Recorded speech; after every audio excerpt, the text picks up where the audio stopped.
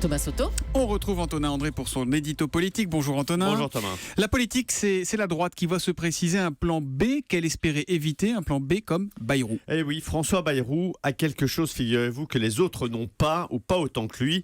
Il a la foi, il est habité par cette idée qu'il a un destin présidentiel. Et donc, même si son espace semble aujourd'hui être occupé par un coucou, Emmanuel Macron, Le coucou qui fait le lit des autres, c'est ça ? Exactement, il a pris son nid en son absence. François Bayrou y croit.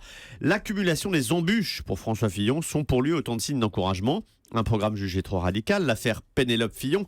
À présent, l'accusation d'être sous l'influence des puissances de l'argent. François Bayrou s'appuie sur les relations d'affaires que François Fillon a entretenues avec l'assureur AXA par le biais de sa société de conseil.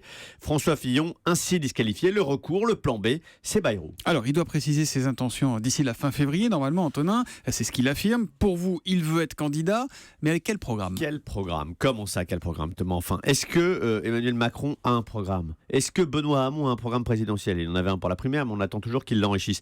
Le programme, c'est quasiment accessoire. Alors, je vais quand même vous répondre.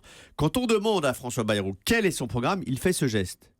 Tout est dans ma tête. Ici. Comme oui. C'est de la radio, donc Antonin tape avec son index sur le front. Il désigne sa tête.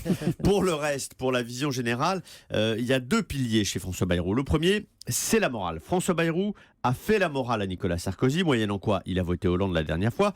Il fait la morale aujourd'hui à François Fillon. Il y a un côté chez lui candidat de la vertu. Le deuxième pilier, c'est le renouveau. Alors, c'est là que ça coince, parce que le renouveau pour un homme qui a été ministre pour la première fois en 93 et qui, s'il se présente, en serait à sa 4e candidature à la présidentielle, évidemment, ça ne le fait pas. Et en plus, quand on voit le dégagisme ambiant, Sarkozy, Juppé, Hollande, Duflot, François Bayrou devrait se méfier, même si bien sûr ce que je viens de vous décrire là n'est qu'un argument rationnel.